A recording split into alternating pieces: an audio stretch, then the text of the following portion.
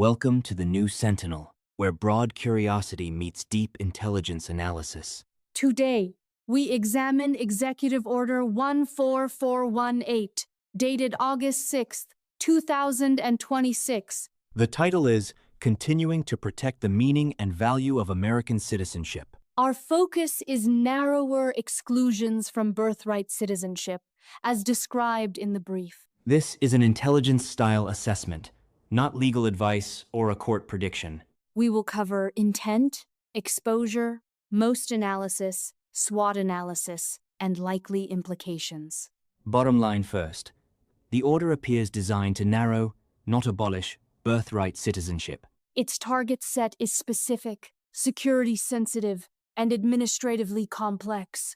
The excluded categories include children of alien enemies, including designated terrorist organization members. It also includes certain foreign government employees, commercial birth tourism arrangements, fraud cases, and territorial births. That mix signals two priorities: sovereign control and protection against perceived citizenship manipulation. It also creates a major implementation challenge: proving category membership reliably. Let me make this point clearly. This is my table tap moment. Status decisions affecting newborn citizenship require precision, documentation, and due process safeguards.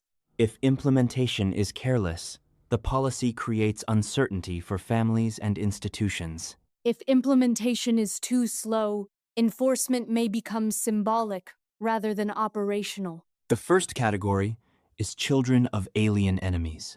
The brief specifically mentions designated foreign terrorist organization members inside that concept. That suggests a national security rationale tied to hostile affiliations or enemy status. The obvious intelligence question is how enemy status is determined and recorded. A birth certificate system is not naturally built like a counterterrorism screening system. So, agencies would likely need shared standards, verification pathways, and escalation procedures. The second category is certain foreign government employees. That sounds connected to official status, diplomatic relationships, and questions of allegiance. But the word certain matters. It implies the category is not every foreign official, but a narrower subset. Operationally, that requires clear definitions of employee status, assignment, and covered dependents. The third category is commercial birth tourism arrangements. That is different from ordinary travel, migration, or family decision-making. The key phrase is commercial arrangement, meaning organized citizenship acquisition as a service. That creates an evidentiary challenge around intent, payment, marketing, and coordination. Authorities would need to distinguish tourism, medical travel, and deliberate commercial schemes. The fourth category is fraud cases. Fraud is conceptually clearer, but procedurally demanding. Fraud findings need reliable evidence, not suspicion or administrative shortcuts. The fifth category is specific territorial births. The brief does not identify the territories, so we should avoid overclaiming. Analytically, territorial categories often raise jurisdictional and statutory complexity. Now let us frame this as an intelligence report. The core judgment is that the order prioritizes boundary management over universal reinterpretation. Confidence is moderate because the described categories are narrow and enumerated. The second judgment is that implementation risk is high. Confidence is high because every category requires documentation and cross-agency coordination. The third judgment is that litigation and public controversy are likely. Confidence is moderate based on the sensitivity of citizenship status at birth. The strategic audience includes federal agencies, states, hospitals, courts, families, and foreign governments. Private intermediaries involved in birth tourism would also become exposed stakeholders. So would immigration attorneys, consular officials, and civil rights organizations. The order's political message is that citizenship is valuable and should be protected. Its administrative message is that not every birth circumstance is treated identically. That message will resonate with some listeners and alarm others. The policy conversation will likely split around security, fairness, and constitutional legitimacy. Now the most analysis, starting with mission. The mission appears to be preserving the meaning and value of American citizenship. More specifically, it seeks to prevent acquisition through hostile, fraudulent, or commercialized pathways. It also aims to clarify categories where birthright citizenship is excluded. The mission is not described as ending birthright citizenship across the board. That distinction matters for legal, political, and operational messaging. Next, objectives. Objective 1. Exclude children connected to alien enemy status, including terrorist organization membership. Objective 2. Address certain foreign government employee scenarios. Objective 3. Disrupt commercial birth tourism arrangements designed around citizenship acquisition. Objective 4. Deny benefits arising from fraud. Objective 5. Define specific territorial birth outcomes more narrowly. Objective 6. Establish a defensible administrative framework for category determination. Without Objective 6, the others risk inconsistency and challenge. Now, strategy.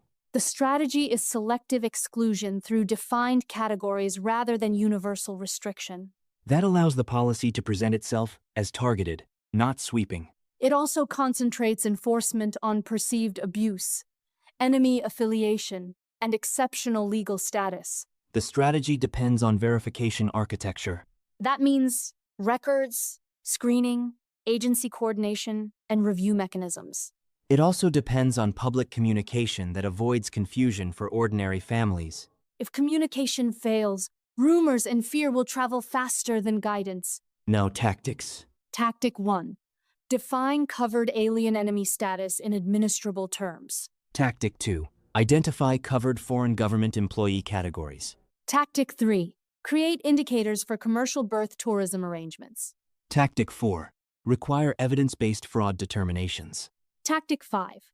Specify affected territorial birth circumstances. Tactic 6. Create appeal, correction, and review channels. Tactic 7. Train frontline personnel who encounter birth registration questions. Those personnel may not be national security specialists. That is why simple guidance and escalation protocols matter. Now we move to SWOT analysis. Strength 1. The order is targeted, based on the categories described. A targeted design may be easier to defend publicly than a broad exclusion. Strength 2. It addresses clear public concerns about fraud and commercial exploitation. Strength 3. It connects citizenship policy to national security concerns. Strength 4. It may deter organized birth tourism businesses. Strength 5. It gives agencies a stated policy direction. Now, weaknesses. Weakness 1. Determining covered status at birth may be difficult. Weakness 2. Documentation errors could produce severe consequences. Weakness 3. The phrase, certain foreign government employees may invite disputes. Weakness 4. Commercial birth tourism can be hard to prove.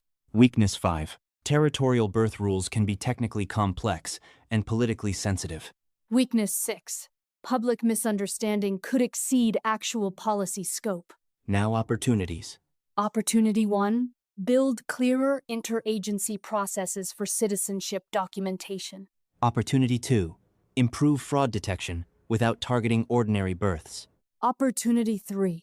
Create a public education campaign explaining narrow exclusions. Opportunity 4. Identify commercial networks exploiting families and legal uncertainty. Opportunity 5. Standardize review procedures to reduce arbitrary decisions. Opportunity 6. Encourage broader debate on citizenship, allegiance, and national identity. Now, threats. Threat 1. Constitutional and statutory challenges could delay or block enforcement. Threat 2. Inconsistent state-level handling could create conflicting records. Threat 3.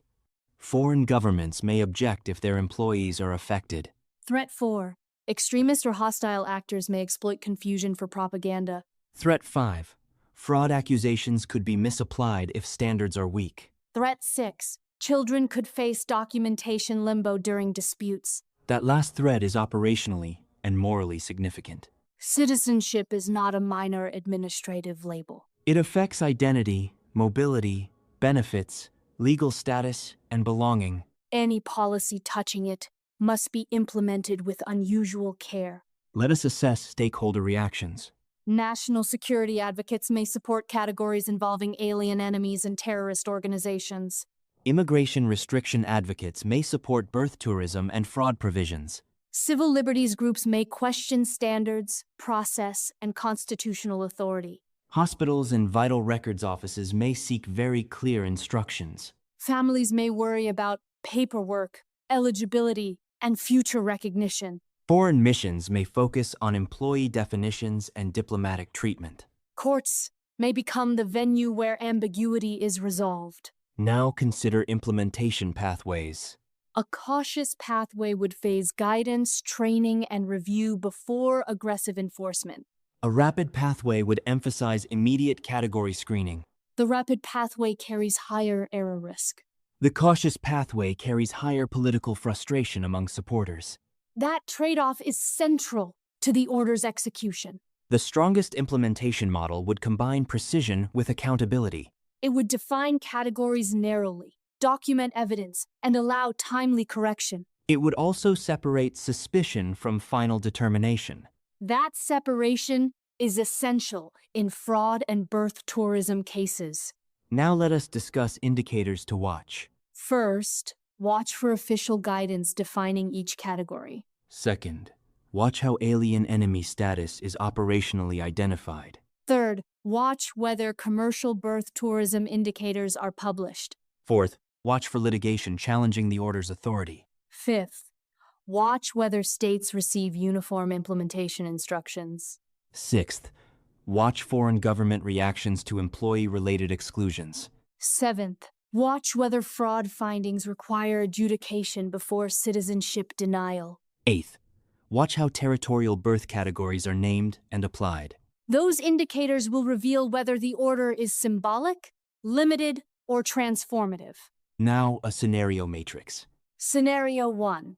Narrow, disciplined implementation. In that case, affected cases remain limited and process quality becomes decisive. Scenario 2. Expansive interpretation by agencies. That could trigger broader legal challenges and public backlash. Scenario 3. Judicial constraint. Courts could narrow, pause, or require clearer procedures. Scenario 4. Political escalation. The issue could become a major symbol in national identity debates. Scenario 5. Administrative confusion. That would create uneven treatment and pressure for emergency clarification. The highest risk scenario is confusion plus aggressive enforcement. That combination creates errors, litigation, and reputational damage. The lowest risk scenario is narrow application plus transparent review. Now recommendations, framed as intelligence best practices. Recommendation 1. Define all covered categories with plain language examples. Recommendation 2. Publish a process for correcting mistakes. Recommendation 3. Separate counterterrorism screening from routine birth registration workflows.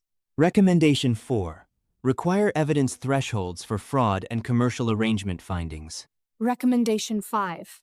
Train personnel before assigning them decision authority. Recommendation 6. Create oversight metrics.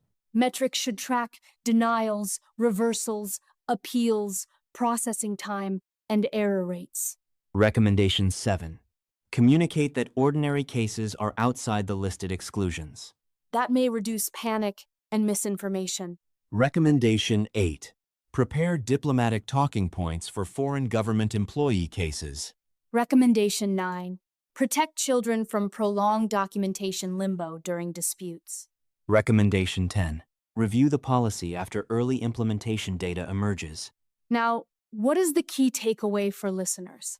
This order, as described, is narrower than a blanket citizenship rewrite. But narrow does not mean simple. Each category introduces difficult questions of evidence, authority, timing, and remedy. The intelligence concern is not only what the order says. It is how institutions convert the order into real-world decisions. That conversion point is where policy either gains legitimacy or loses it. For supporters, the challenge is making targeted enforcement accurate and lawful. For critics, the challenge is distinguishing narrow application from broader feared consequences. For agencies, the challenge is disciplined execution under heavy scrutiny. For families, the concern is certainty, fairness, and timely documentation. For the courts, the question may become whether the framework can stand. And for the public, the question is what citizenship should mean. That is why this topic belongs on the new Sentinel. We cover pop culture, security, strategy, law, and the forces shaping daily life. If this analysis helped, tune in, view, subscribe, and comment. Share your perspective, especially if you see operational angles we should examine next. Entrepreneurs, we can also help advertise your product or service to our audience. Reach out and let us discuss whether your message fits the new Sentinel. Final assessment.